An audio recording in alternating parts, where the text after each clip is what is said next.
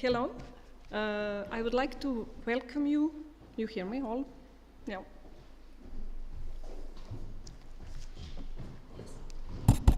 Okay, try to speak closer. Okay? Yeah, here. Okay.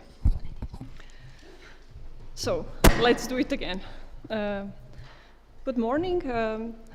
I would like to welcome you from the side of the Council of Europe and also from the side of San Millán Foundation. As we have discussed about this event for a long time, but COVID unfortunately prevent us from doing this event earlier. So we would like also to learn about some practical examples today, to learn about the principles of the Faro Convention, but also to show the Strategy 21 as a tool for not only Faro Convention, but for all the conventions that Council of Europe has prepared and worked for. So Strategy 21 people, they think, they always ask the question, what it is actually Strategy 21? In the basis, it's a heavy recommendation of 65 pages that we tried together with Ivana to make it more simple and approachable to the final users, and also for people to make first steps how we can apply some recommendations and how we can cope with challenges that people can find in the cultural heritage management. So I will not talk further because I will leave after more time for exchange, and I would like to warmly introduce my colleague Anna Schoebel, who will tell you more about the Strategy 21 and how this all happened from the beginning. Thank you. Thank you very much, Ivana. And first, I would like to say thank you also to the Council of Europe for helping us once more to disseminate the Strategy 21 in Spain at this, especially this year, where we have finally ratified the Faro Convention, and both have so much in common. Okay. Okay. Okay. So the title of my intervention summarizes the three principles of Strategy 21, which are the participatory governance, holistic approach, and impact assessment. Let us have a quick look at these three innovative trends that have become fundamental references for the latest European publications. The European Cultural Heritage Strategy for the 21st century is undoubtedly inspired by the Faro Convention that was premonitory in changing our approach to heritage back in 2005. The strategy, adopted in 2017, has become a user-friendly methodology to increase the involvement of citizens in their heritage and relating this heritage with social cohesion, spatial development, local economy, and shared knowledge. This is the holistic approach of the strategy. It is also the first document that includes an evaluation process of the impacts. This soft monitoring methodology is an integral component of the strategy and necessary for its proper implementation. Okay, I think we're having little problems here, sorry.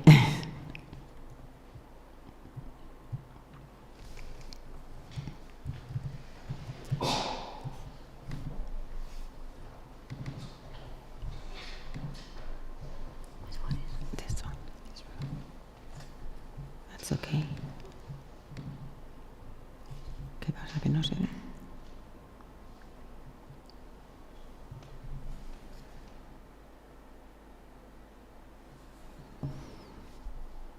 Sorry for the delay. No, it's okay.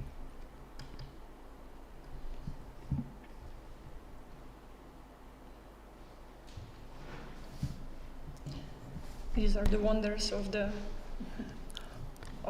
online and challenges we can apply. Yeah, this is a challenge I would never be able to avoid, which is, okay, that's it? No, doesn't show. It doesn't want a holistic approach.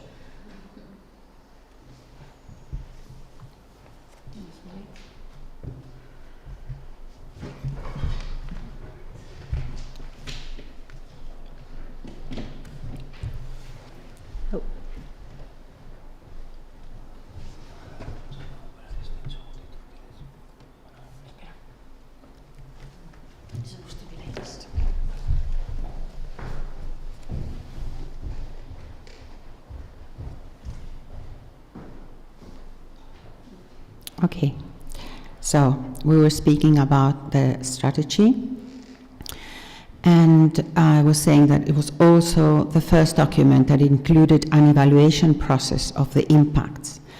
And this soft monitoring methodology is an integral component of the strategy and necessary for its proper implementation. Since 2017, further recommendations have been adopted that focus on public participation, like the implementation of the European Landscape Convention and Democracy of 2019, and the recommendation on promoting the continuous prevention of risks in the day-to-day management of cultural heritage of 2020. These very important and innovative recommendations are all from the Council of Europe. This last one of 2020, it reaffirms the need to develop monitoring systems to guarantee heritage protection on a daily basis, and also recognizes that cultural heritage is a shared responsibility. So again, we are speaking of evaluation and participatory governance. The same year, 2020, ICOMOS published a document funded by the European Commission called European Quality Principles for EU-Funded Interventions with Potential Impacts on Cultural Heritage. It was born from the need to face some criticism of professionals regarding the results of several restorations. Consequently, the European Working Group considered that the monitoring and evaluation of project outputs and results should always be essential to achieve and improve quality. Now, this is another concept that is becoming more important in the following documents: the evaluation in order to guarantee quality. This document of ICOMOS also determined that EU-funded heritage initiatives should facilitate civil society and community participation. Both principles, this community participation and the evaluation need, were already incorporated in Strategy 21. The EU-funded project called SOFIA is an innovative, holistic approach to impact assessment of cultural interventions. This project finalized in 2021.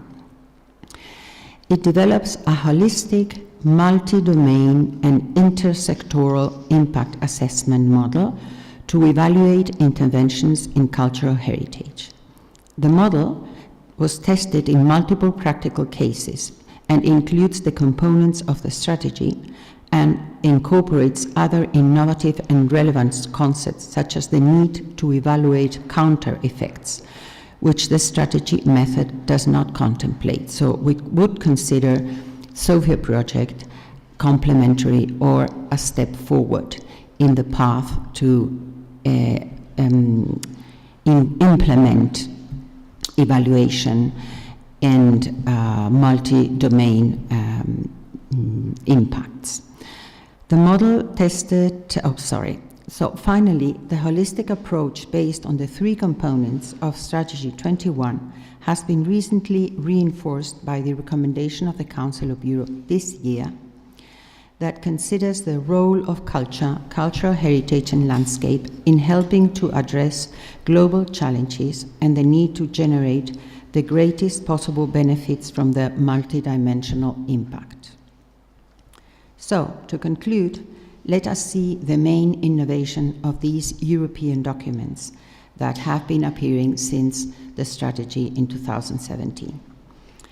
They all have in common the following thoughts. Cultural heritage is increasingly perceived as a resource for more areas.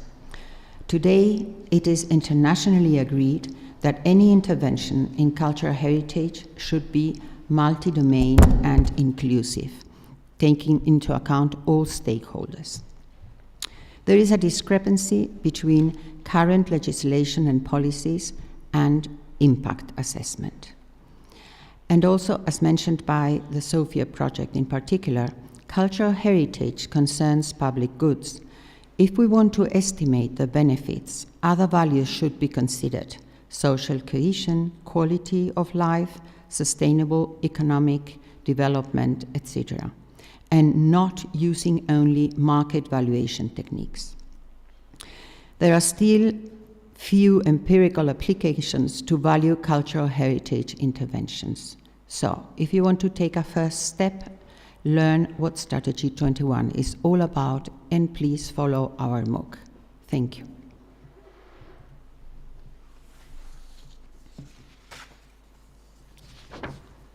Now you introduce. So now I will call Ivana, who will talk about the recommendations of the Strategy 21. ¿Este se ha quedado sin sonido? You have no. But it works. It's close, right? Because I tried. It's close. Huh? Yeah. With your...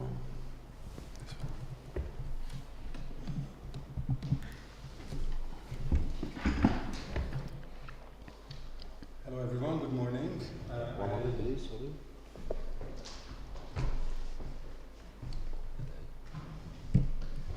We're still fixing some technical Oh, issues. yes. Si falta esa resolución para música básica, dale a duplicar. I think in the past years we got used to doing everything online, so returning to the physical world we have to relearn all the technical issues that we were about Constraints. to forget. Yep. Exactly.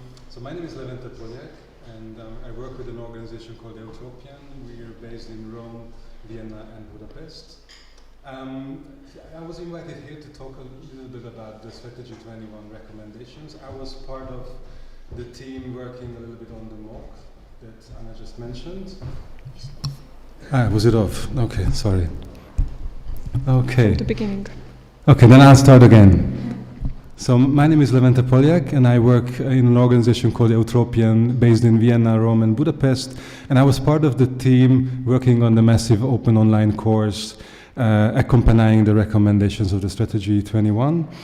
And I was invited to talk a little bit about the recommendations, and especially focusing on how can we treat heritage as a resource. And this is very important to look at heritage not as a dead thing, as something we want to conserve for its own sake, but as something that we can take as a resource, something that can catalyze our cities or rural regions practically in a variety of different ways. It is a very strong, heritage can be a very strong means to create social cohesion. So one part of the Strategy 21 is focusing on the social component of heritage. Heritage can be also conceived as a very strong incentive or driver of territorial and economic development, which is why also we are looking at heritage as a resource to use in territorial development, and also heritage can be, in a way, a catalyst to share knowledge and create new forms of knowledge and help education. So in the coming minutes, I will focus on some of the recommendations in these 3 different domains, with some examples to make it tangible.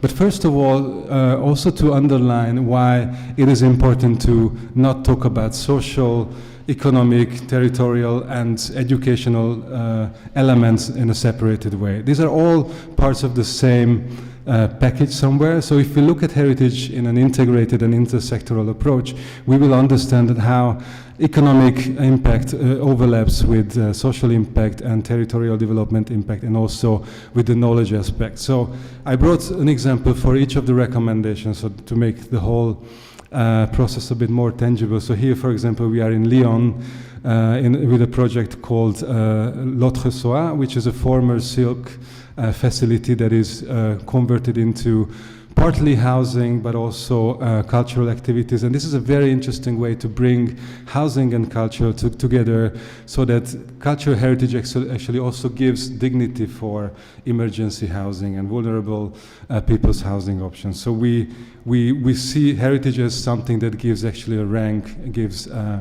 dignity to also more marginalized groups.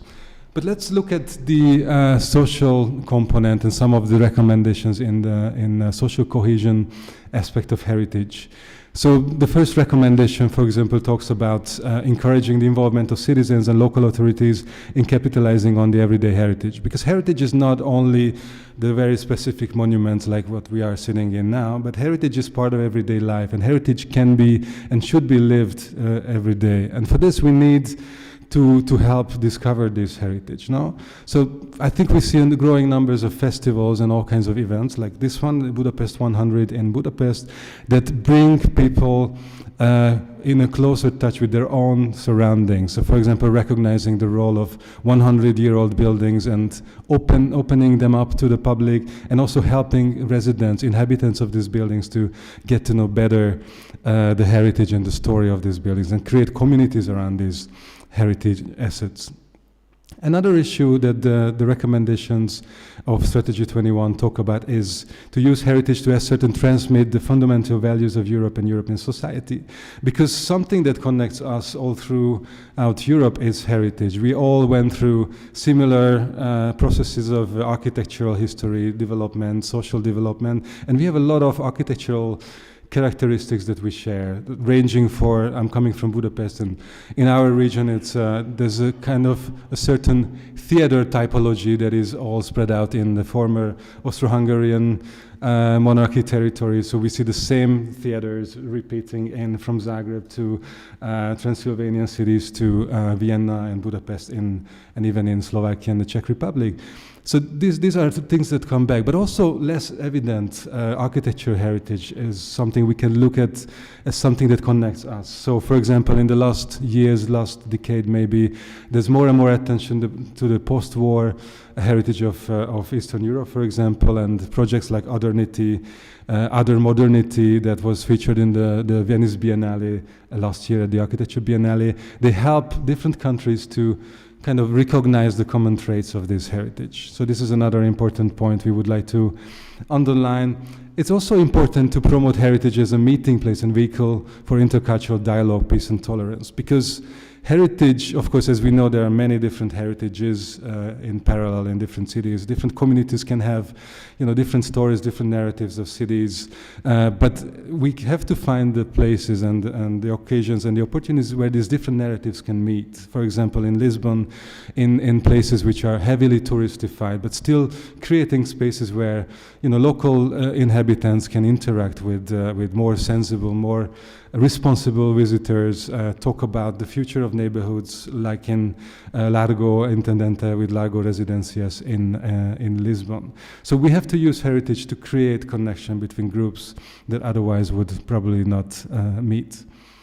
Another recommendation of the strategy is to encourage and assess citizen participation practices and procedures, because in many places in Europe we see that when a heritage asset is in danger or is under-maintained or is neglected, this actually can prompt citizens to stand up for the heritage and actually organize themselves and develop starting from these developed structures of participation when they are not ready. For example, in Rome, in the eastern part of the city, in the park of Centocelle, which was turned into, well, by some local associations into an ecomuseo, the Ecomuseo Casilino, where people actually are no longer working only on protecting some of the heritage of the area, but also creating new inclusive economic dynamics, and also bring resources to the territory. But first of all, joining forces to represent the territory from a citizen perspective. Recommendation 6 talks about creating a suitable framework to enable local authorities and communities to take action for the benefit of heritage and management. And we see that if we want every citizen or every initiative to start from scratch, it's going to take forever, because these are, getting access to heritage or finding ways to renovate, maintain, manage these buildings are very complicated processes. They require a lot of skills, and also very often they require long, complex legal procedures. But if cities or regions can create the suitable frameworks where citizens and communities can insert their projects, this actually helps the process a lot.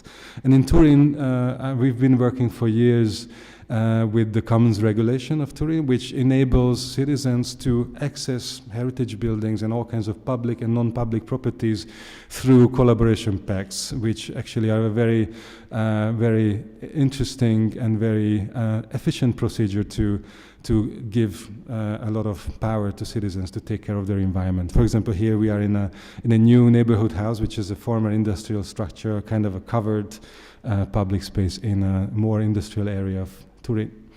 The last recommendation I would like to mention for social cohesion is to facilitate and encourage partnerships in cultural heritage promotion and conservation projects, because public authorities are not able to do everything. NGOs have certain skills and capacities. Private companies have certain skills and capacities. And in order to be more efficient and more inclusive in the regeneration of heritage assets, we have to build on all this knowledge and all these skills. A few weeks ago, I was in Newcastle, actually Sunderland, which is near Newcastle, and we visited in the frame of a project called Open Heritage, this building block which has been regenerated with the help of a heritage trust, which is a very interesting formula that brings in resources from all directions in order to invest in properties that can contribute to social cohesion and contribute to the redevelopment of an area, in this case with a cafe and a concert venue and some other shops in an area which really lacks cultural dynamics. So this is how heritage can contribute to social cohesion and social dynamics. But as I mentioned, these issues are very strongly interrelated with economic development and territorial development. And as the economic and territorial development component recommendations start, we have to find ways to promote cultural heritage as a resource and facilitate financial investment. And we see that across Europe and the world, heritage can be a very important magnet to bring in different kinds of investments. And I just brought one little example of how a very particular heritage asset, a heritage object can attract a lot of attention across the world. We are in Poveglia in Venice, which is the last remaining publicly owned island of Venice, which was about to be sold to a private hotel developer. And the local community that considered the island as their central park, the last green space that they can freely access to any time if they have a boat, but they do have boats in Venice. They actually started organizing a big international movement to protect the island, and they started a big crowdfunding campaign, and they collected a lot of money that actually was seen as a very strong argument to actually stop the privatization project. So this kind of crowdfunding campaign created a heritage community all around the world, from the US, from South America, different parts of Europe, to invest in a community assets, heritage assets in Venice. It's also very important because we see that tourism is actually one of the ways that often heritage is valorized, but often it's valorized in a very extractive and very dominative and very oppressive way. No? And we can see this in, I talked about Venice, but we could talk about many other cities in Europe, for example, Dubrovnik, which is probably, if we calculate the number of tourists per square kilometer, is probably the most touristified city. So this is very important to think about heritage also as a means to develop another kind of tourism, sustainable tourism policies. And what we see in places like Dubrovnik, in the Lazareti complex, which is a former quarantine, which is another, by the way, another heritage structure that we share in many countries, especially in the Mediterranean. This has been a place for cultural activities and social economy initiatives, and including these spaces in the tourism strategy of the city allowed to rethink a little bit what tourism can do, and also how can we create social revenues and social resources through tourism revenue. So this is a very important aspect of thinking about tourism and thinking about socially responsible tourism when we talk about heritage redevelopment. Another important issue is to protect, restore, and enhance heritage, making greater use of new technologies. And we've seen, of course, in the last decades, a growing use of digital platforms, but also digital platforms that are very much connected with physical space and offline communities. And they can be a very important resource to actually collect a lot of ideas, collect a lot of memories, a lot of stories, narratives, and have them actually meet in the digital space, but also in the physical space.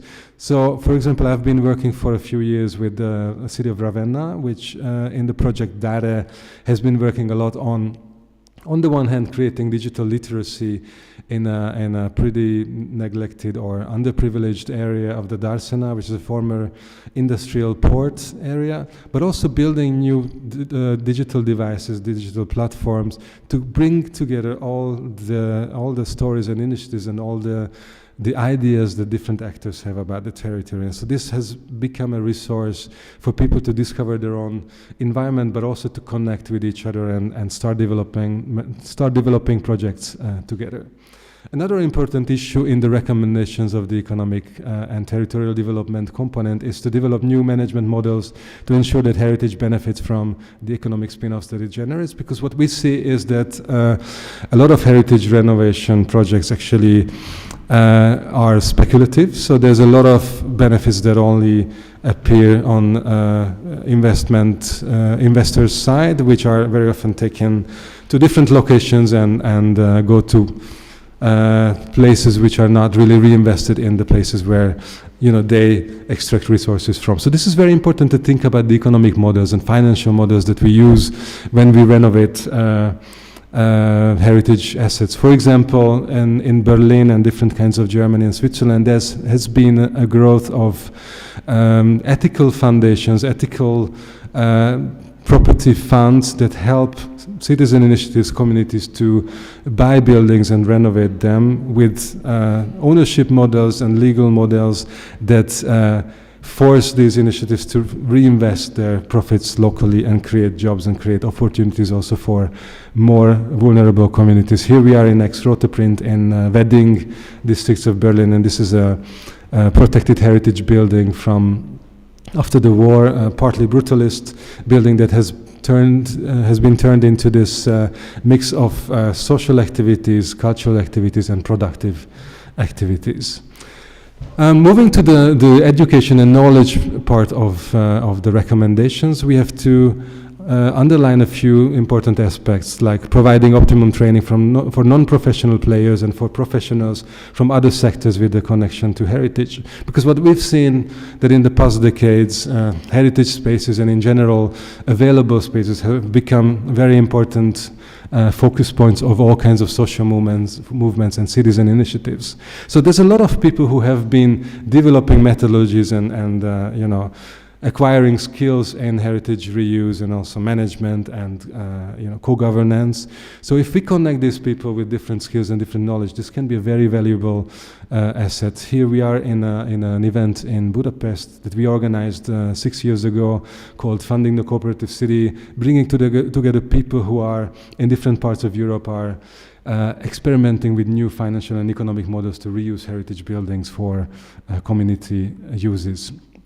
Another important objective that the recommendations underline is to develop knowledge banks on local and traditional materials, techniques, and know-how. And we've seen that since the European Cultural Heritage Year 4 years ago, there's been a lot of projects that were actually developing research and developing also new kinds of knowledge about these issues. So we just have to look around, and there's a lot of resources online. So in this case, the recommendations already actually been very fruitful. I just wrote one example, the project Open Heritage that we are closing with a consortium of 16 partners in these months, where we looked at a number of observatory cases, the different initiatives that we thought were very successful and very interesting for the models they were using, and created a very interesting online database, also based on data and you know, different kinds of numbers and different kinds of policy directions or lines, but also as narratives and stories of these heritage projects that you can find in openheritage.eu. Another issue is to ensure that knowledge and skills involved in heritage trades are passed on, and in general we need to understand better what are the skills around. So as I mentioned, also understanding all the skills that are coming from different stakeholders, but also understanding the existing skills on site, because in many cases, you know, a heritage regeneration process simply involves keeping the buildings, keeping the structures, but you know, washing away all the activities that were used inside. And I've been involved in a few cases where there's been a very strong emphasis on understanding what's been happening on the site, and how can we use those skills, those people who are still around, in order to rethink the heritage regeneration process. How can we insert those knowledges, those skills in the heritages so that they remain available within the heritage sites as well. And here we are in Budapest again in a project that is aiming to a little bit connect the different skills on an industrial heritage site that are a little bit scattered around. They're no longer transparent, they're no longer visible, but trying to actually give a sense of what's happening in the territory and revive some of the skills to be able to connect and actually to be able to continue in production, in industrial production. And the last one I brought is the 10th recommendation of the knowledge and education component, is to encourage and support the development of networks. And of course, here we talk about networks in the international scale, but also in the local scale. So the Council of Europe, you know, the Strategy21, different kinds of programs have been very efficient in creating international networks. We've been doing a lot of international know-how exchange, which is very important, and equally important is to create networks locally. Networks locally in a way that we help you know, different actors to build synergies, to build collaborations in a way that they can be complementary. So they use skills that are complementary to each other. And I brought one example that I found always very interesting in Madrid, the project Mares Madrid, and especially the work of Vivero de Iniciativas Ciudadanas, that aimed at understanding different kinds of skills in neighborhoods and connecting them around buildings as hubs that can create these kinds of synergies. So this requires really a very strong stakeholder mapping, an understanding of skills and capacities and needs in order to be able to pool resources and pool knowledge to create stronger and more resilient local ecosystems that can support also the revitalization of heritage. And I would stop this. There's a lot of more recommendations and a lot of more examples within the Strategy21, so I encourage you all to visit the website and explore all the mock courses and all the recommendations online. Thank you very much. I think we will have a little break now, if I'm correct. We will have a coffee break, and then we expect you back after the coffee break. Thank you, Levente. It was very... Oh, yeah, okay.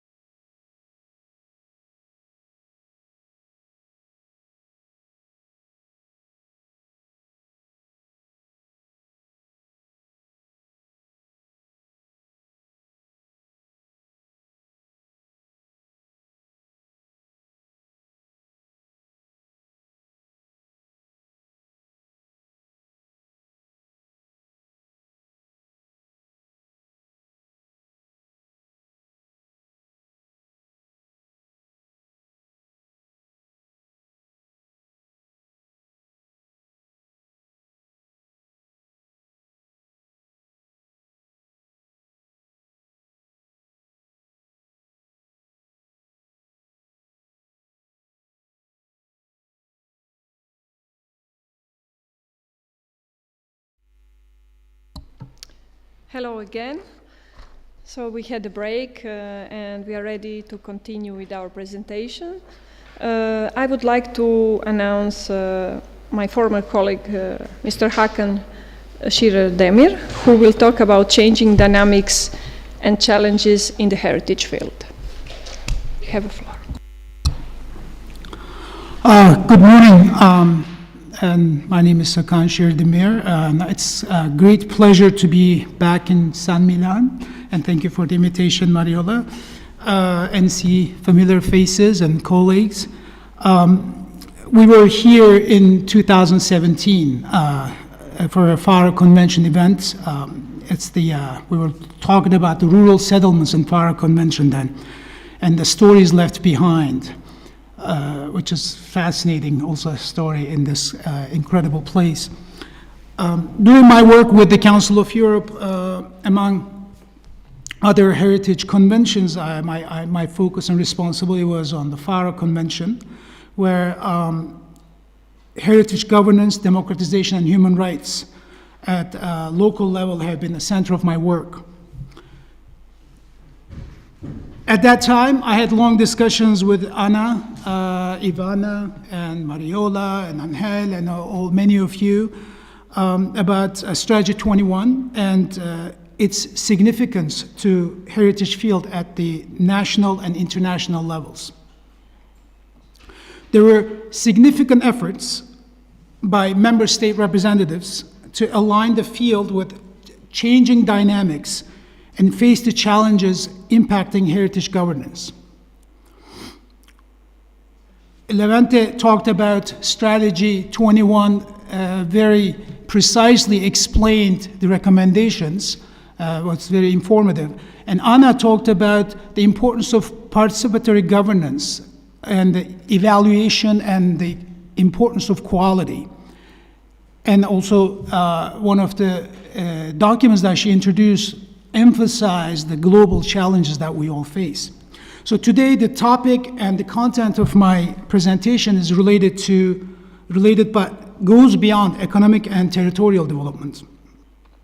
Using the motto of the Faro Convention, people, places, and stories, I will put more emphasis on the people at this time from human rights and democracy perspective, as they play a crucial role in development processes.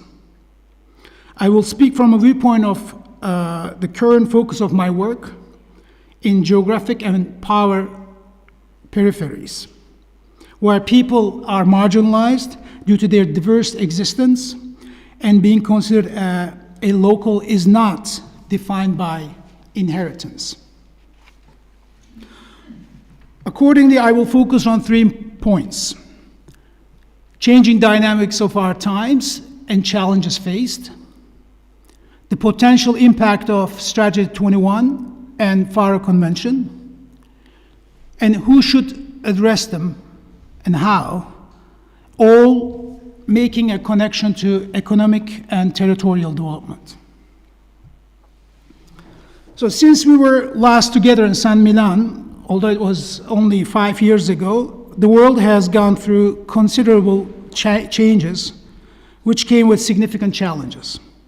Just to name a few: climate change and climate action that we all are facing on a daily basis, population influx to Europe, new conflicts, including Ukraine recently, nuclear deal, and it's going back and forth with Iran, and extremist attacks across the globe that stopped us traveling or being fearful for a while.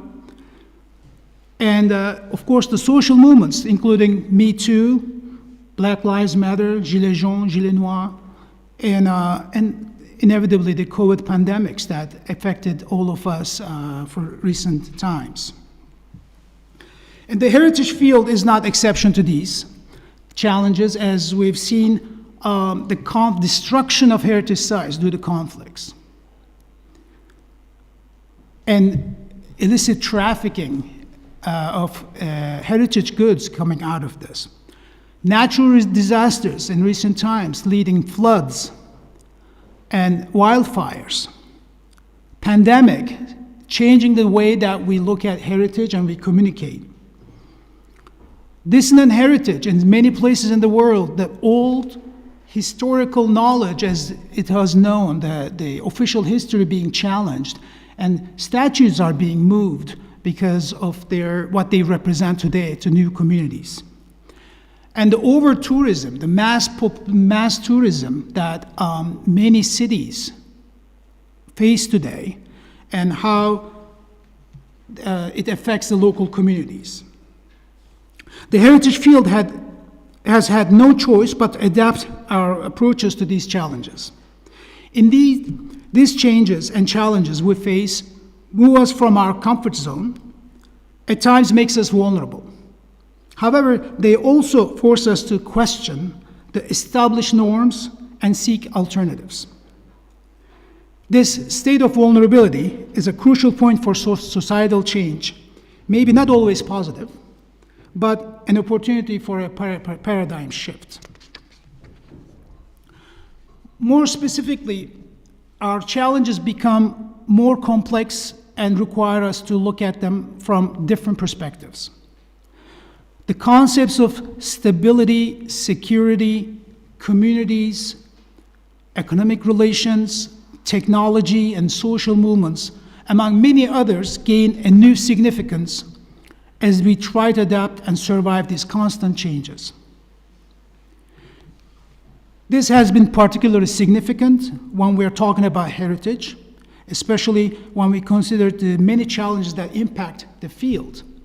Here, you'll see some of them that we are and you are all dealing with on a daily basis. Increasing conflicts that lead to destruction of cultural heritage across the globe and illicit trafficking of assets. Climate change and environmental disasters that impact on survival of communities and maintenance of built heritage. Economic downturn that has inevitable impact on finances for cultural heritage and tourism, of course. Pandemics that halted the entire world for a couple of years and continue to be. Eroding democracies and the use of heritage for political reasons.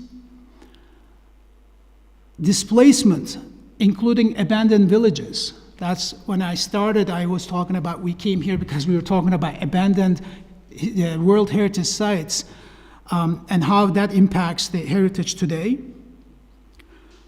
Growing inequalities and structural injustices across the globe. Dissonant heritage and how we address them. The history teaching is becoming a new phenomena again and again, that we are redefining and redesigning our relationships. Discussions on traditional practices, sustainability and self-sufficiency, gaining a new momentum. Some of you are working on sustainable development goals. For many years, we talked about the transmitting the knowledge, traditional knowledge, how to do it in the most effective way and it being acknowledged. And of course, artificial intelligence and labor force in the heritage field. Looking into these issues from a window of human rights and democracy, the role of heritage comes forward with its potential to create organic links across sectors and the power to mobilize inhabitants toward more cohesive societies. There is a massive shift of population to urban areas.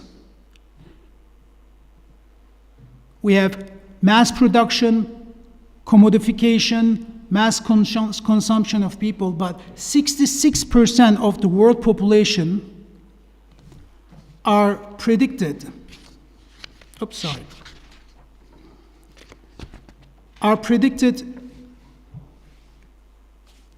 to be living in urban areas by the year 2050, with 3 million persons moving to cities on a weekly basis.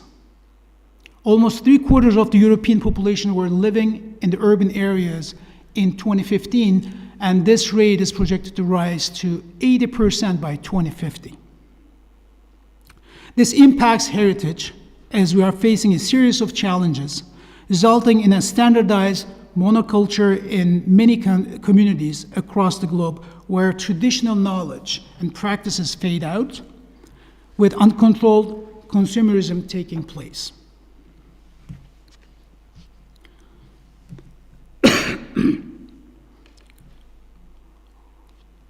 With aging and the population movement, the demographics change.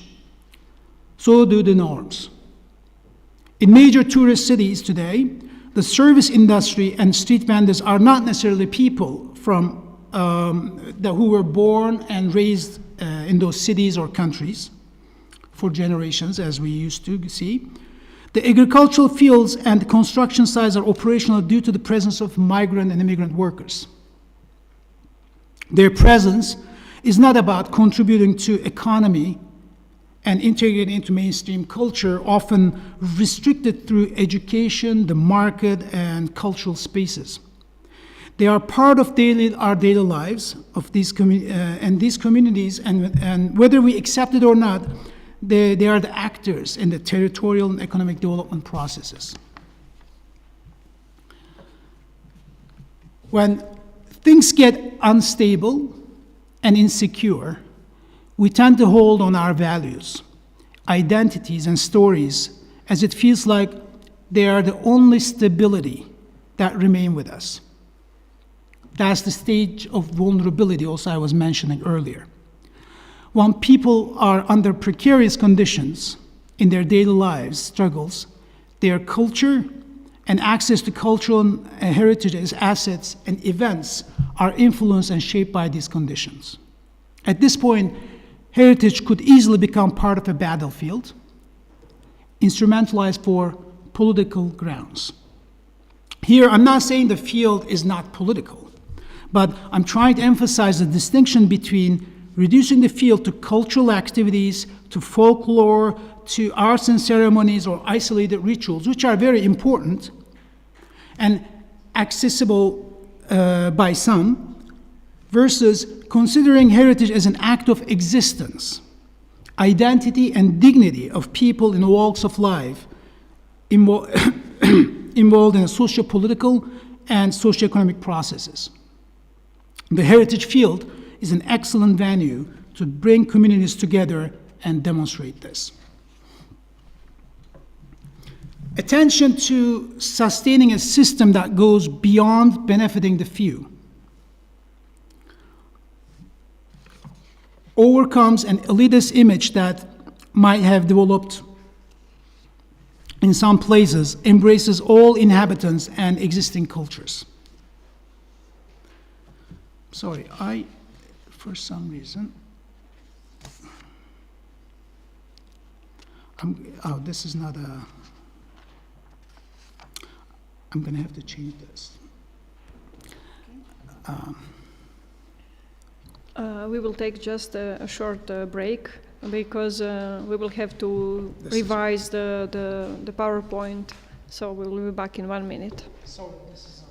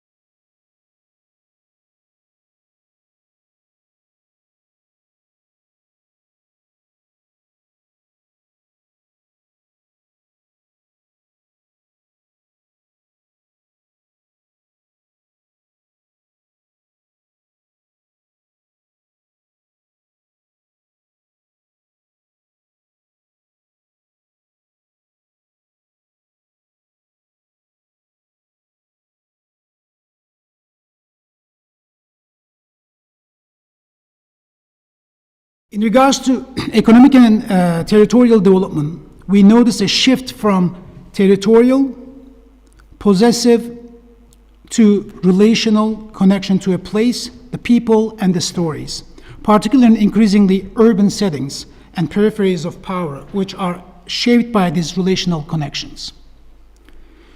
Speaking about the shift, what I refer here is a shift from being consumers of cultures to becoming active cultural agents of positive social change and the role of heritage in this process.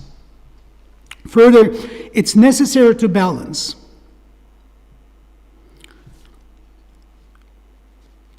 the discussions on funding the policies that focus on the support of the supply of cultural experiences, infrastructure with an approach that addresses genuine social inclusion of unrepresented groups, as well as diverse ideas and expressions, acknowledging their existence in any given territory. This has to take place in a larger scale where networks of local initiatives exchange views, develop common strategies to face global challenges in a collective fashion. This is where the Strategy 21 plays a crucial role.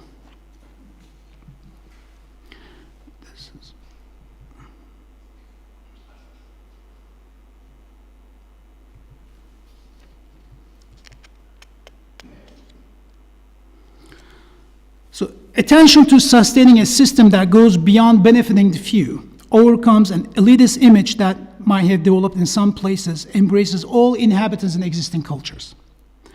Addressing social challenges keeps heritage as a part of a larger deal, not a separate side engagement. Such a perspective needs appropriate instruments, resources, and strategies. The Faro Convention and its principles provide such an instrument, a way to bring the communities together and have a voice in heritage management. This is essential at the community level. This, however, should not stay local with a parochial mindset and needs to be connected to larger networks, which is being constructed as we speak in many circles and in your communities. These unique and rich experiences in various corners of the continent need a collective approach and a strategy that maintains and furthers a constructive dialogue within and between actors in order to assess, analyze, and make necessary adjustment to the changes and these challenges. A crucial aspect of this labor-intensive work is the people as resources, the human resources, which has to acknowledge all inhabitants as a part of the community and has to have open minds to redefine its heritage today and redesign relations among these people. While cultural heritage and identity play an essential role in how societies operate, the difference between the heritage and identities of Europe versus in Europe calls for serious discussion.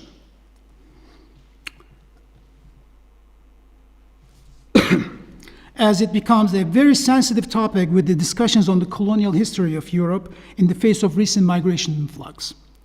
This process does not undermine the history and heritage of Europe, but rather encourages expressions through a more critical response to the past. Gérard Delanty argues that instead of conception of culture as a system of common values, it's best seen in terms of field of conflicting interpretations around ideas and values that have emerged from history. Such a suggestion requires a comprehensive dialogue at all layers of society and the organic link between the Strategy 21 at member state level and Faro Convention work at local level set the ground for this dialogue.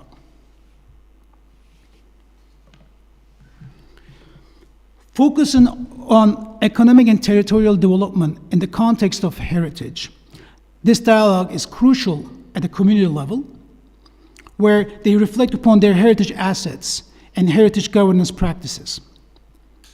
From the perspective of the Council of Europe, from human rights and democracy, These efforts need to go beyond seeing heritage only as the financial asset for some, and instead approaching cultural heritage, including natural heritage, as an important resource for sustainability and an important element in the creation of an equitable society. This existentialist need for the acknowledgement of heritage is very much related to human dignity, as well as a sense of pride, playing a continual role in transmitting traditional and new knowledge throughout communities. In order to honor this ethical demand of communities for recognition, protection, and association, a safe and equal space for all inhabitants is needed. The significance of the heritage assets embodies itself in the interaction between people, places, and stories, which needs to have a space to be redefined as needed. The way we perceive, define, and acknowledge people, places, and stories shape the way we treat them. Our focus on growth and development by any means, as well as speedy solutions, do not leave time for reflection and action, and hinders inclusive and sustainable development. While it does not allow participatory processes, it may further marginalize some groups.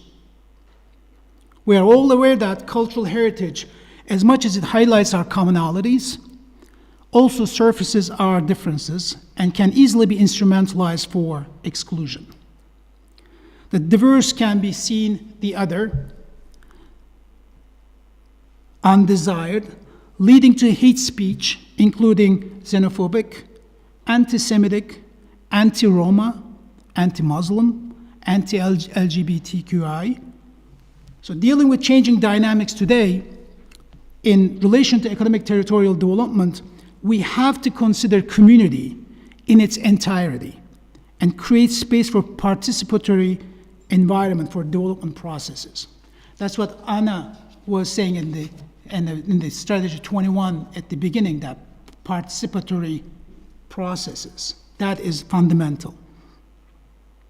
Excluding any group in this process perpetuates the mistakes we've seen over and over in history, marginalizing specific groups, treating them as a part without a part, as Jacques Rancière brings it up. As heritage as a social and political construct, there are privileged that involved in heritage field, and there are silenced stories. And Jacques Rancière's this statement of like part without a part, that there are people in our communities, but they don't count. They are not part of this participatory processes. Ensuring accessibility for all groups with a greater consideration of their socioeconomic and legal status, class and race backgrounds, as well as gender aspects come forward as a great challenge.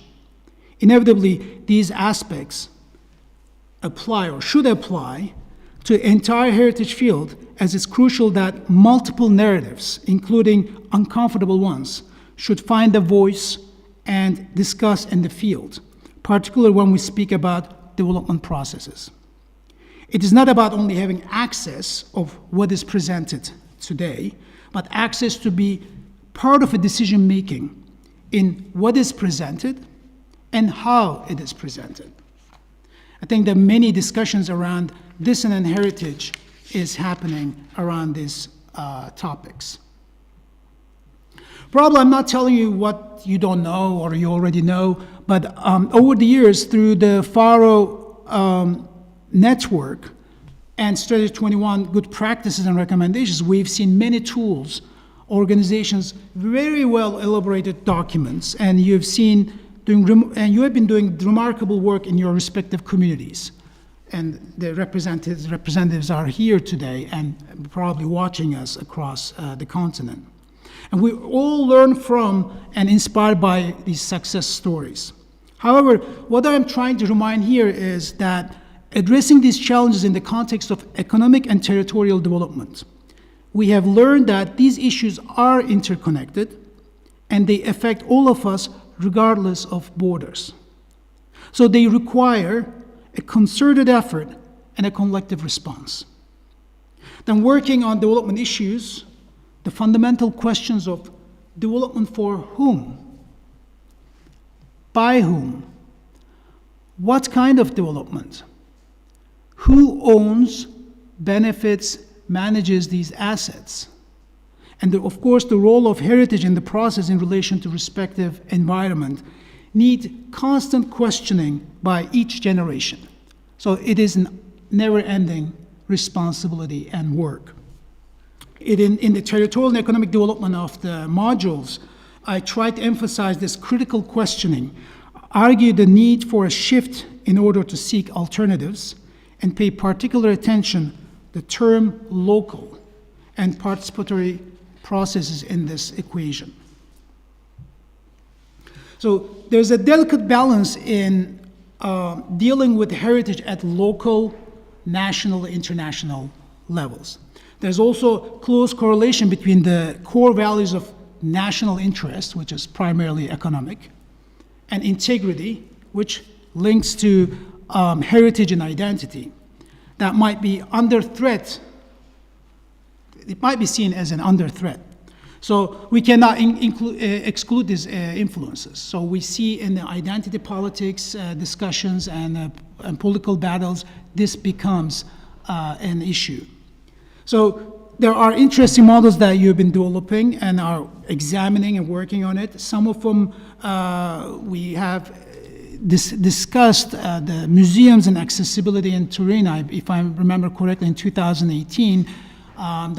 That last month, interestingly, the museum definition of museum was introduced in August in Prague, which is interesting from the 2019 very progressive definition to compacted one right now.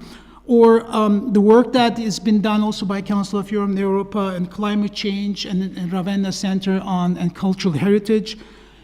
Education aspects with Mariola has inspired all of us with her great work over here and providing training across Spain and beyond.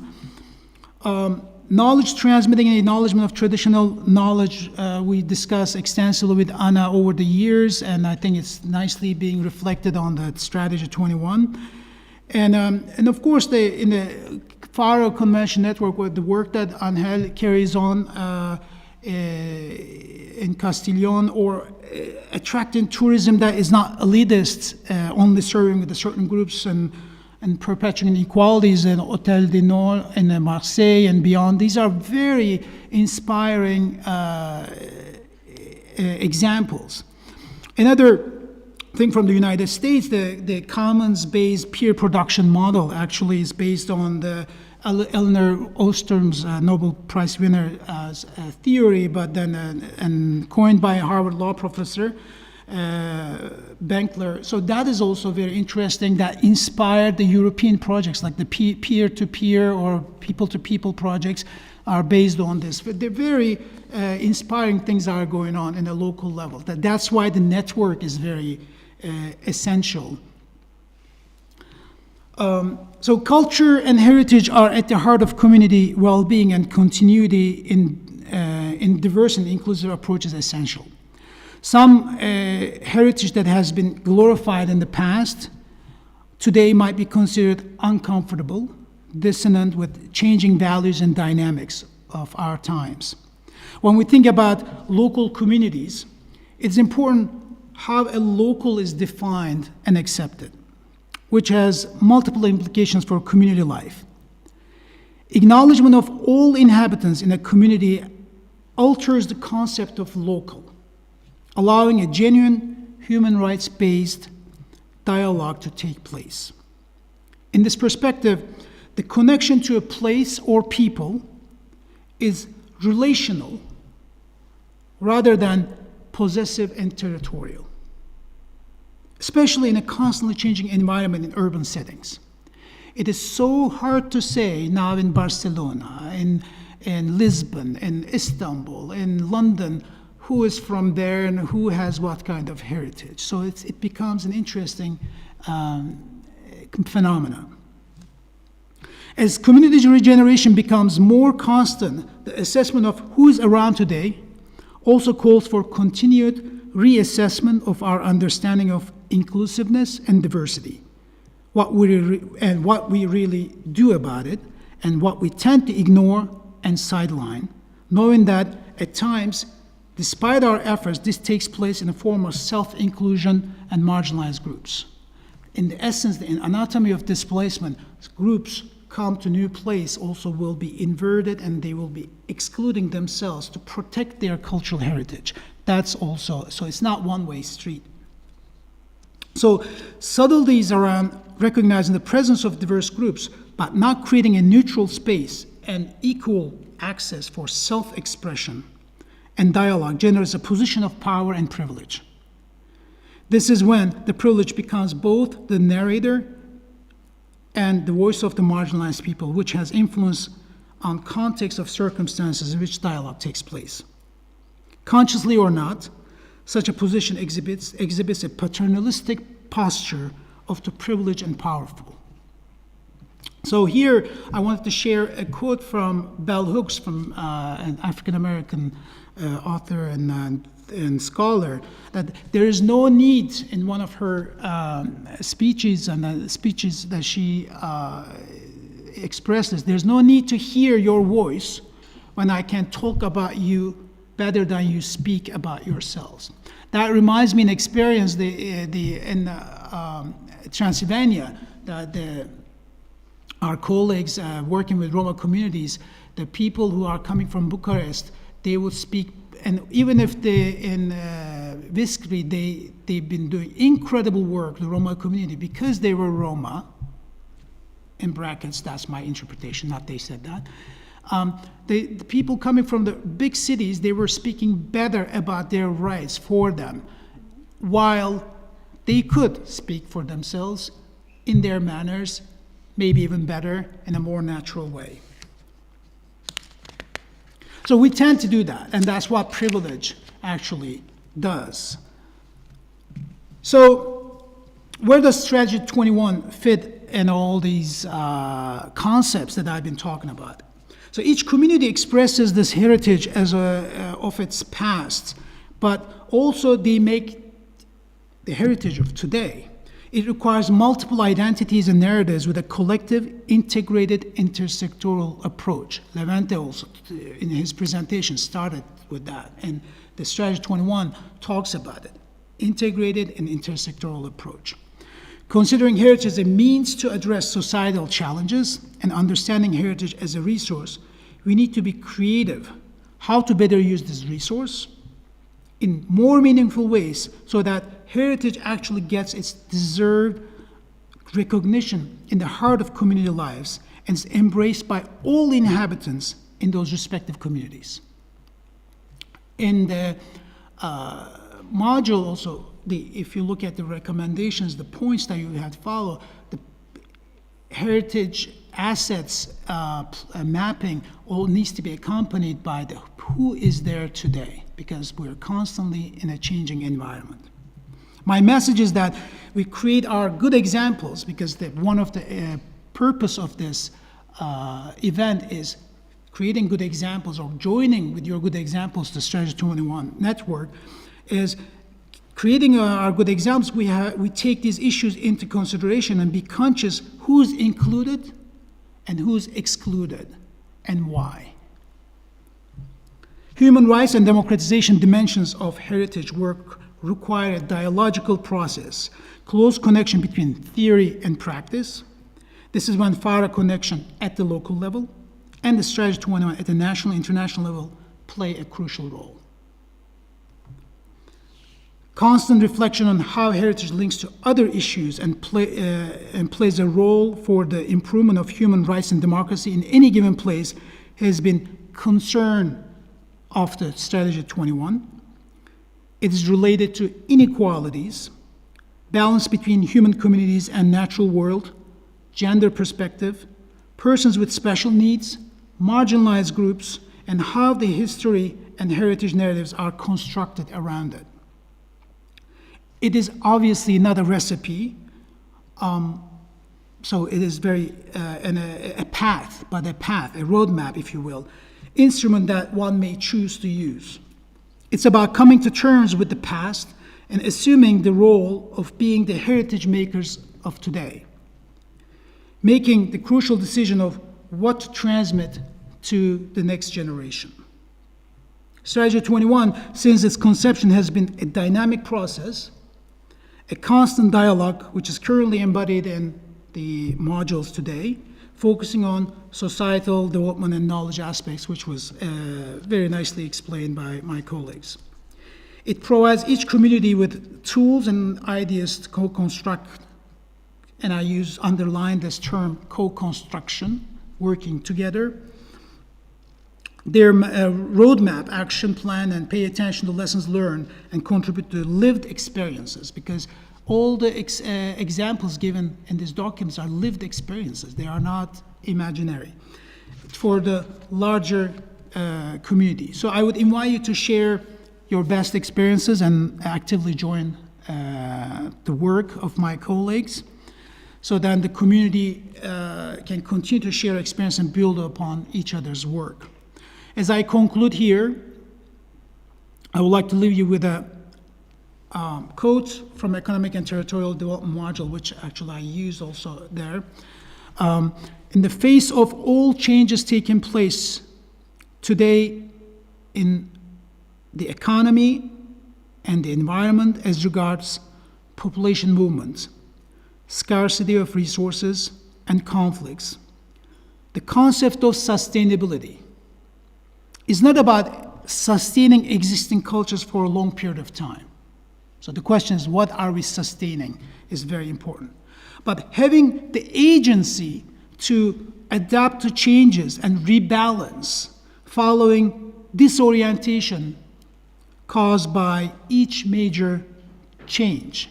That could be a disaster, that could be population influx, all the challenges I mentioned earlier. Consequently, there is a need to seek commonalities for community well-being with the understanding of heritage and identity as fluid notions. So it's not written on the stone. As we change, as everything changes, and we need to come to terms with that as well. Here I conclude, and thank you for listening. Thank you very much, Hakan. This was really inspiring, and it's introducing well the next presentation of Ms. Olga Orlic, who is working for Anthropological Research Institute of Croatia.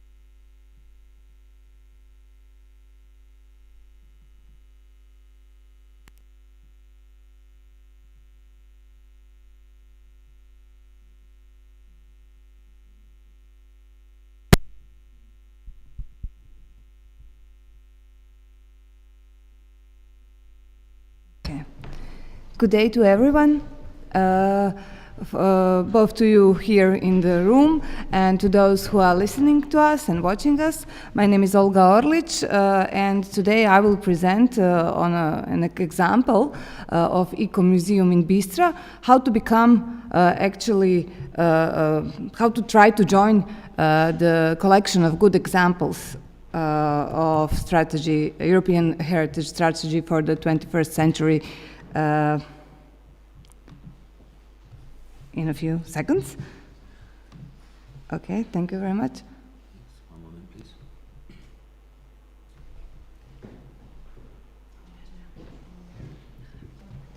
Oh.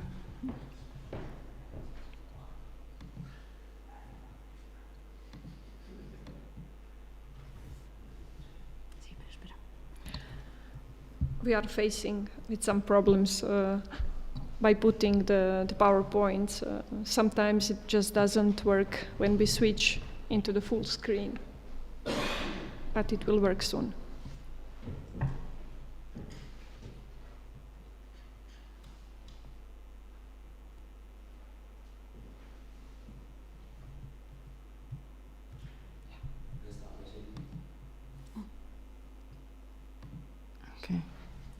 Okay.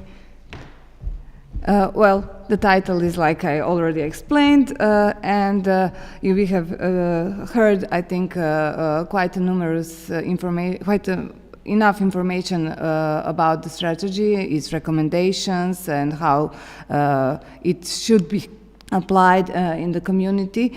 And I will talk about the process of application. When the massive open online course was implemented, the idea was actually behind it was not only to popularize strategy, but to also act as a incentive for initiatives, for various kinds of initiatives and actors on local or regional or national level to actually involve their activity, their initiative, maybe to become an example of good practices, or maybe even to be included in the golden golden collection of good practices.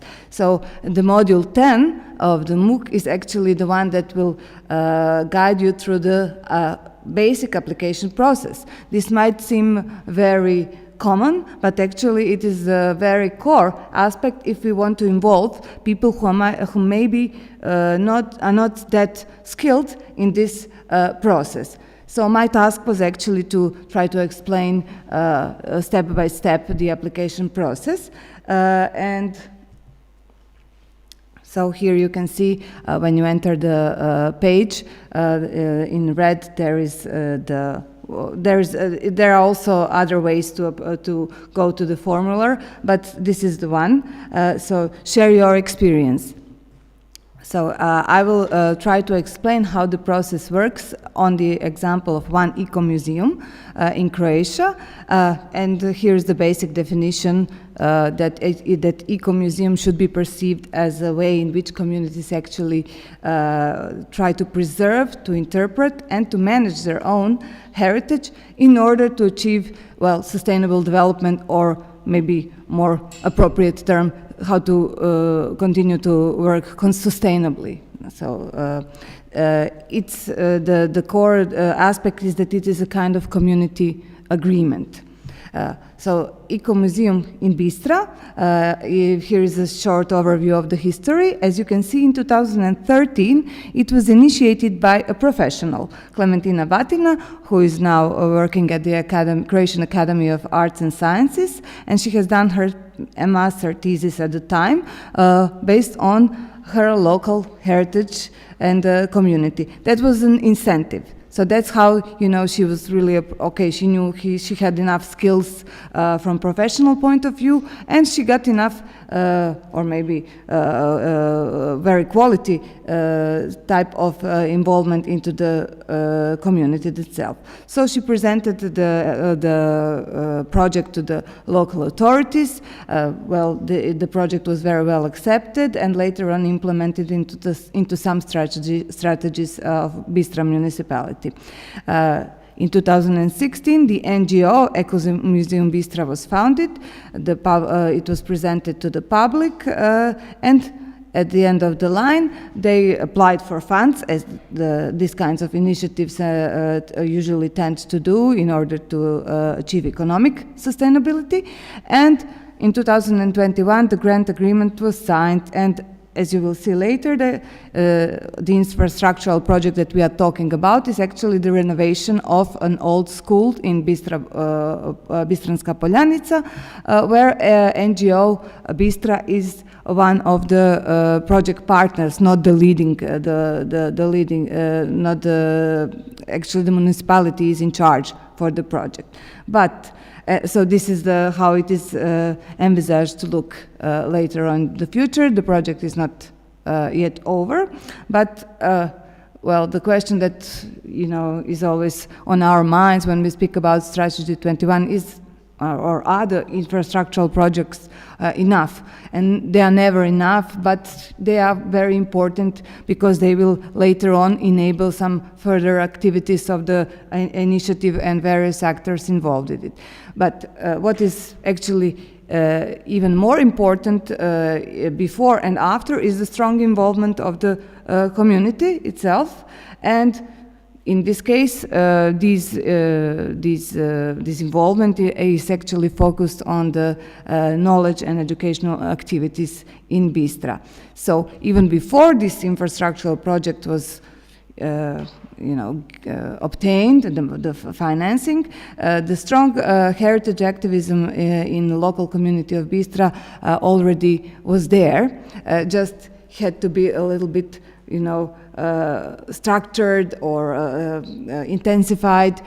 So for example, here on the pictures you can see some of the activities that refer to the transition of the knowledge to the not only to the younger generation, as it's very often stressed as a very important goal, but to the members of community who are maybe not that young but still want to know a little bit more about how to decorate their Christmas trees in a traditional way, or how to create jewelry in a traditional way made of the glass beads. It's called kralush. But also, for example, to maintain some customs, traditions on a yearly basis, like the one connected with the St. Vincent in January, and also, for example, the making production of coal from wood. So something that's really is forgotten. Yeah. Now the products are usually intended for quite a different market, for a tourist market or for a symbolic market, but still the community was very much interested into the processes. No, what did I do? I pressed the wrong buttons. So, but they also are trying to map their tangible heritage in terms of mapping the traditional houses, explaining what this is. So not only intangible heritage like skills and crafts, but also information about particular tangible heritage. So we'll now go back to the application form, where, for example, in the first part of the application form, the basic information should be provided. Sometimes it is quite difficult. Here it was easy to detect the initiator. Sometimes it's a group of people, museum curator, or whoever it might be. So this part is quite easy to fulfill. The title of the initiative, the address, and also starting date, ending date, that might be very important. Is the initiative ongoing, or maybe it ceased to exist?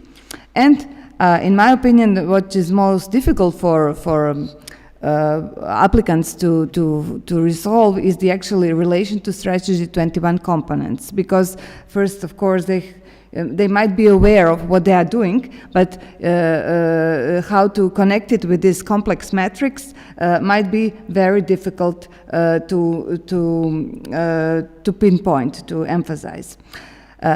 This is where this other part of the questionnaire helps, because it pushes you to catalyze the problems that you had, to see to conceptualize what actually you were doing.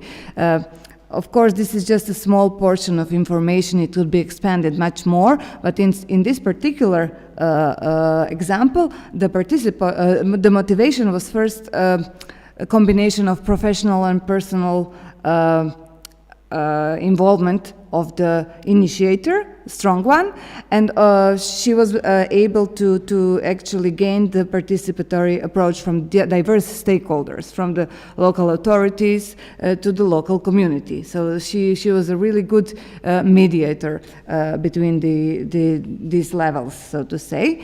And the other part is actually referring to obstacles and barriers, and this might be very tricky, because in some cases people would not be happy to admit them officially, like this would be something that they would point to the weaknesses, but this is not the case. These obstacles and barriers actually point to the strengths or to the point that where you might ask for help, which is also a sign of strength, not a weakness.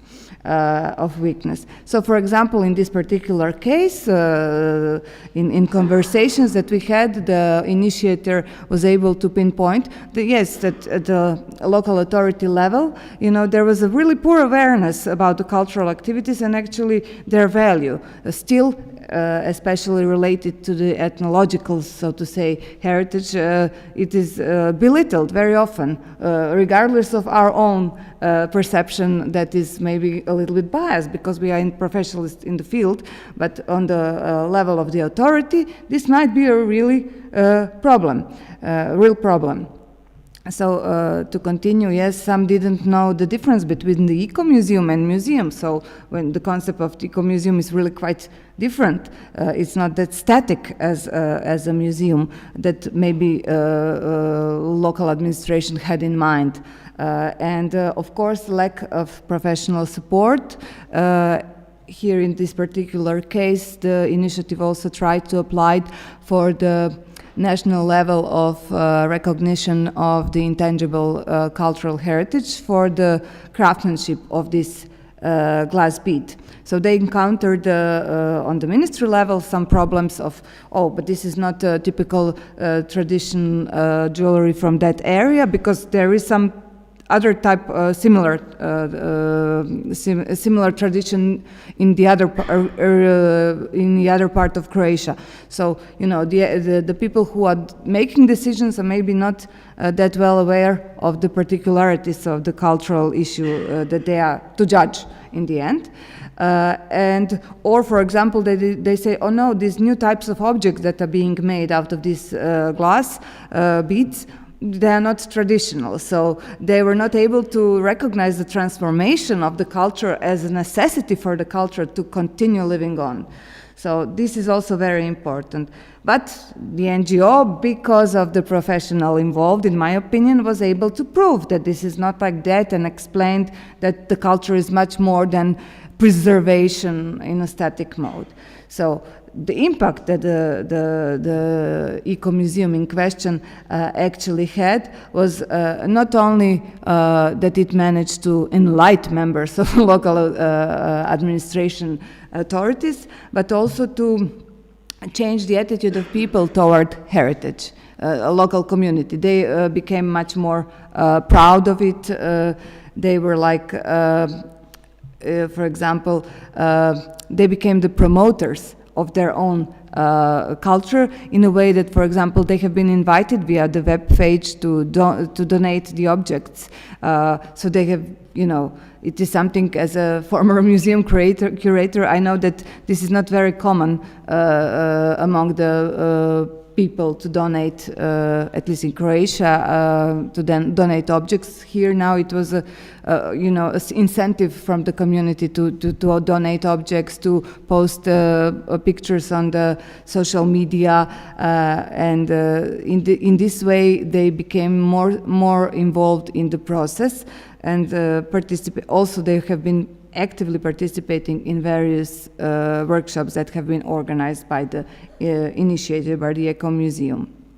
And as you could have seen from the photos, also the members of younger generation have been successfully managed to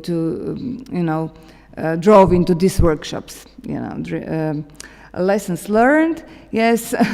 The most important one is that the cooperation on various levels, from local to national, from local community members to ministry and its officials, should be very well coordinated. And in this particular case, it was the lucky situation that the initiator was actually skilled enough to negotiate all these fields, all these arenas. Like she was very much involved in the local community, an expert scientist working at the Croatian Academy of Science. So she really had it almost, we can say all, to be able to overcome all these obstacles. But also, which is very important, she was not, she was really happy to be engaged in the politics as a local independent member of a local council. And that is something that, usually the professionals consider, we are not doing politics, like it's something dirty, or we will, this will compromise our integrity. But numerous anthropological research, and here I just quoted one, Diana Šabić from the island of Brač, who wrote a piece in 2020 about actually how becoming a member of city council enabled her, in a most difficult way, of course, to generate change. That because if we just talk without direct involvement, sometimes successful, sometimes unsuccessful, it is quite difficult to obtain change. So this is also what this initiator was brave enough to do, and this enabled her to negotiate all these fields, to be more persuasive toward the local authorities, and to gain support, not only financial, but also sometimes even in communication. Yeah, it was much easier for her to communicate this. And she thinks that the foundation of this NGO was really crucial because it enabled that in organizational sense. So at the end of the formula, of course, there is the point where you should click on types of the foundation funding that you obtained. So in this particular case, it's all of them. So it's public, private, shared. It's after you have maybe thought this thoroughly, at this point it would not be so difficult to click in the end. So I would just conclude that the application process is easy. You have to have something to start from. You have to have the work done, and the thinking of your initiative. What have you done has to be linked with the recommendations of the Strategy21. So this is maybe where the hard work has to be done to connecting it. But if you read, and our colleague Levente explained recommendation by recommendation, I'm sure that everybody will be able to see, okay, this is maybe, maybe in a different words, but this is something that what I'm doing, what I'm currently doing. Yes, in the end, just fulfill the form. Like, this is easy one. Why should we apply, or anyone? Yeah, because it brings sense of a pride, and it is an important identity building process. It enables strengthening of the local position via the international visibility that initiative should gain when joining the collection of good examples of Council of Europe. It is an important outreach impact, incentive for gaining new members. If we call them members, they are actually important core actors of the every initiatives. And in this particular case, transfer of knowledge and education as a key to survival of any initiative. So thank you for your attention. Okay. Thank you very much, Olga, for this inspiring presentation as well, and where we tackled actually a very important part, how to apply. Our next speaker will be Claire Giraud-Labalt, who will be talking about a very challenging part, and this is the Strategy21 evaluation. And she will tackle one example. And I must say that she was one of the brave people who were actually pioneering this evaluation work, and communicating us also not the problems, but actually the barriers, obstacles faced during the evaluation process. So Claire, please take the floor.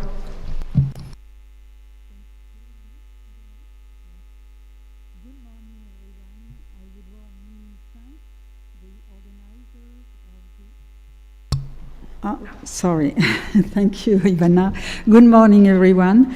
I would warmly thank the organizers for this invitation in a high place to know more of the on the Strategy 21 and also to meet some colleagues here.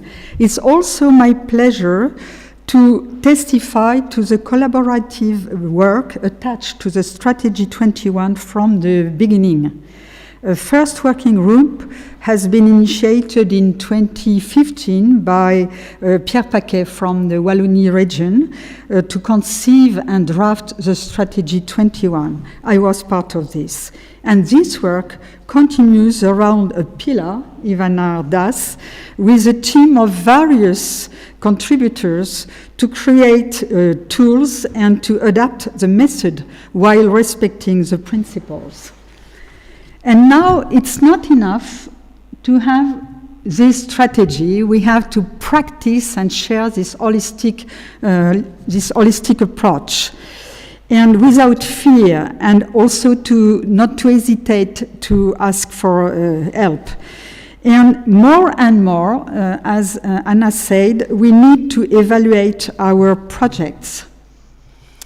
And having contributed to the drafting of the strategy, and I have no skills as a matter of evaluation, not at all. And I must confess this, because in the beginning, I put this part aside, And at the end, for me, it was a responsibility to say, now we promote the strategy, I must do something, I must go in practice.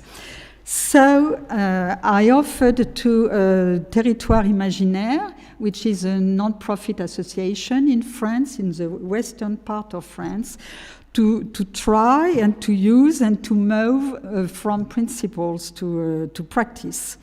And it was a beautiful playground to practice. Just in a few words, you can see what is the goal of our association, to enhance and animate territories, generally rural, sometimes urban ones, for a wide audience through artistic and cultural approaches.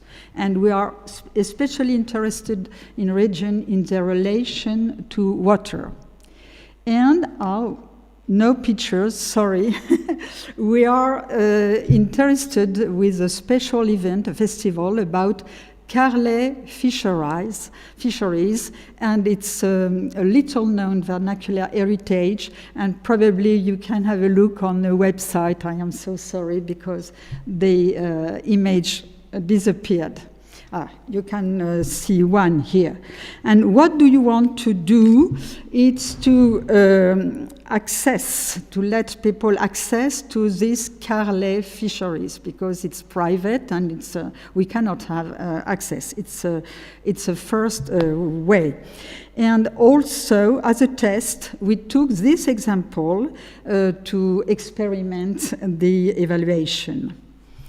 Alors, we offer access to this fishery, and also different shows for days and night shows, some outside for a large audience, and some short intimate shows in these fisheries. It's very original, just for 3 or 5 persons. So you can have the atmosphere. And also outside with music, theater, poetry, and everything else, Access, shows outside and inside, and also to involve cities, citizens, profit associations. And you see it's a big work to do with all these people, and it's very difficult to manage with this. And finally, it's also the question of sharing knowledge with different audience, with young people, and also with different tools, leaflets, exhibitions, photography exhibitions, and everything else.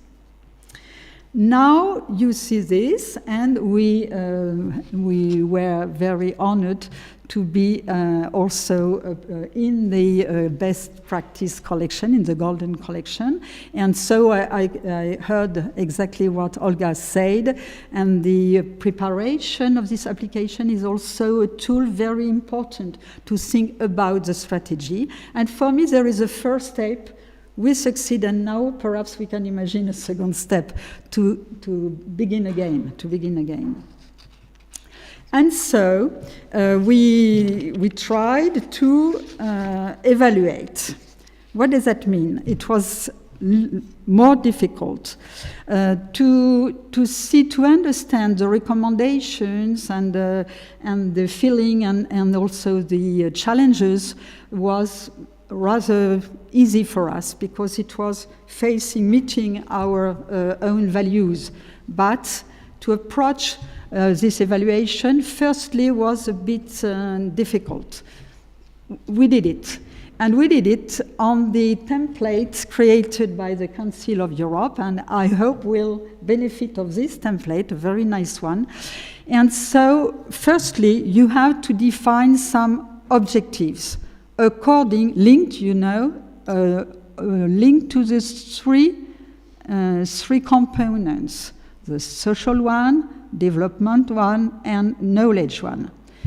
I don't read all of them, but you can see, for example, our objective is open the heritage to the audience.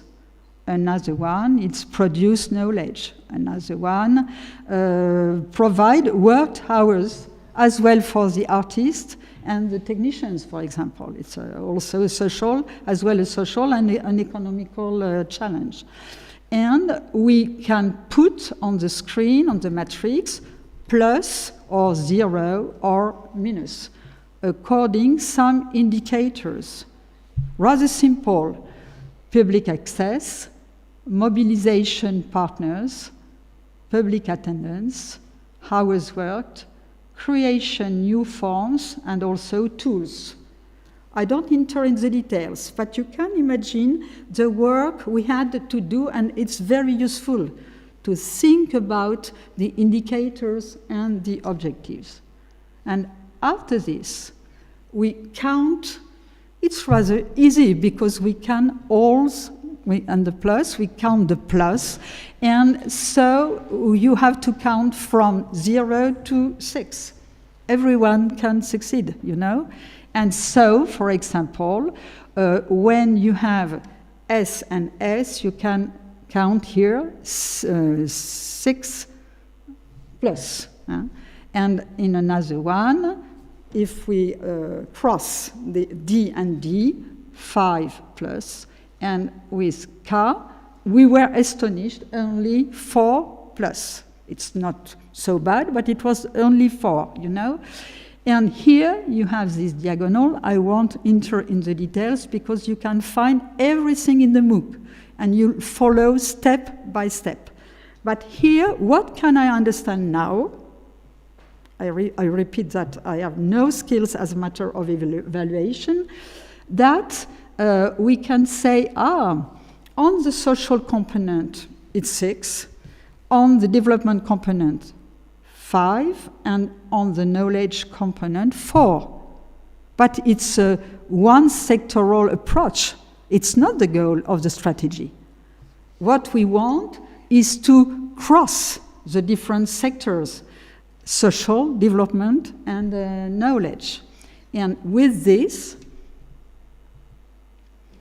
we count, and here it's not complicated, and we can see the diagonal, and after we can reveal the different interaction between the S and the K, the S and the D, and the D and the K.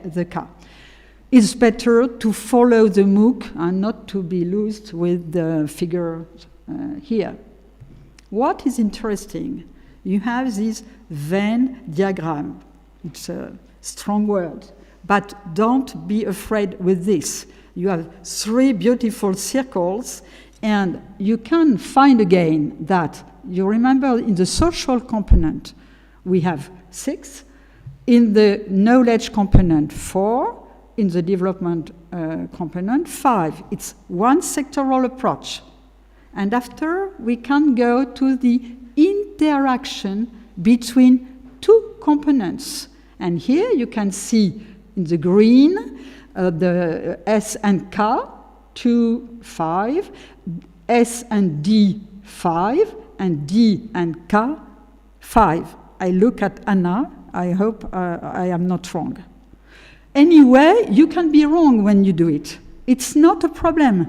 You begin, you say, I made a mistake, and we begin again, especially with beautiful templates that perhaps we'll have in the future.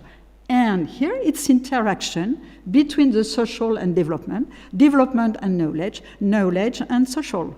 And now the heart of the strategy, it's to gain something in the integration. In the integration, you combine the three components, the social, development, and knowledge one. When you understand this, it's come up in your mind. You can see the figure in your mind, you can understand it, and it becomes very easy to begin again. And also, what is the lesson? The lesson, for example, was we thought that we were, in simple words, very good as matter of knowledge transmission. No, it was rather weak, not rather weak, but we could do something better. And also, looking and listening at the feedback of the audience, they say, it's nice, but perhaps you can do something new with your scenography and so on. It was a lesson. And now I can show you the new scenography that we put in the field near the fisheries, and they were very much appreciated. And we have also weakness, barriers, obstacles. And for me and for us, it's a lesson to continue this method and to identify the objective and also our weaknesses and to face them in the future. And to conclude, if I have 1 minute, I don't know, just what I say. He said that we were not qualified to do this, and in a way we succeed. And for us, it was really a challenge, and we did it with the help of Pierre Paquet, of Anna, the team, Ivana, and so on. And also, I think if we exchange together, it's a very good way to adapt the strategy, respecting the challenges and the principles, and perhaps it's a way for peer learning. And I am very happy to see that the users of the strategy are developing at different levels through Europe and join their forces in favor of this holistic management of cultural heritage through Europe. The stories continues, and for me, there is something to do probably on the local and regional levels. Because, for example, in our case, we are alone with that strategy in our region in France now, and some regional professionals and institutions are still deaf to the Strategy21, and I think we have a lot to do to join our forces and to create some networks in order, to encourage a peer learning and also to let the strategy become very familiar. I thank you very much for your attention. Thank you very much. Thank you very much, Claire, for this very important part and tackling the evaluation that you said people are really putting aside, but it's a very important and valuable source of not only a knowledge, and it can become a source of peer learning, and also a possibility to have funding, to obtain funding, or just to evaluate and to present your project further. So now we will open the debates and also the questions. We have questions from the chat, and Anna will be reading the questions, and we will try to answer to all the questions you had. Yes. Is this on? Yes. Thank you very much. We have one question from Ed Carroll for Olja Orlik, and he asks, or he comments that maybe for Ed, this Croatian case study is too much stress on participating via representative democracy and is individual initiator rather than cooperative bottom-up action. So we give the word to Olja so that she can answer your question or your comment, Ed. Do you hear me? Okay. Thank you for the comment. Yes, I totally agree. It might be totally stressful for someone to be engaged in such representative democracy or individual action.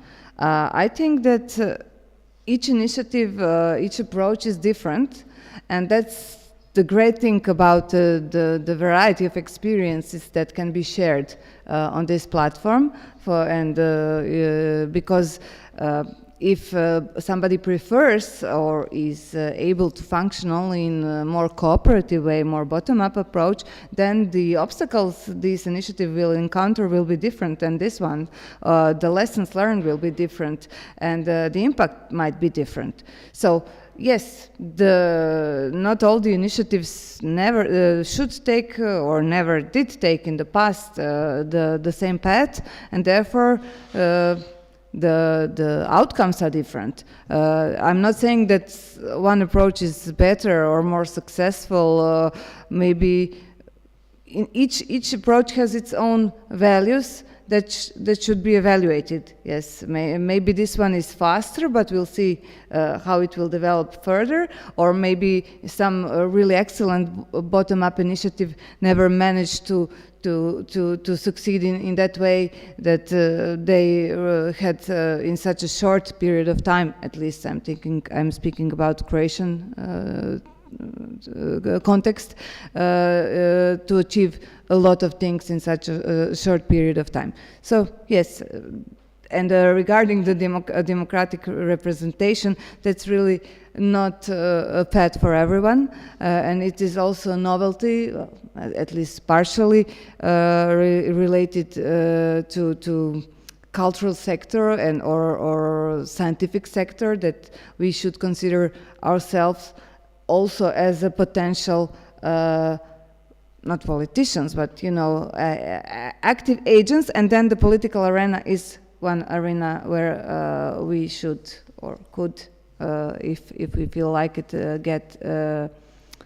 use this arena as well. Of course, bottom-up approach is always better, but in this way, as I already mentioned, the lessons learned, the obstacles, and motivation is quite different as well. Yeah, the initiatives have their own differences. Thank you very much. Is this on? Yes. Thank you very much, Olja.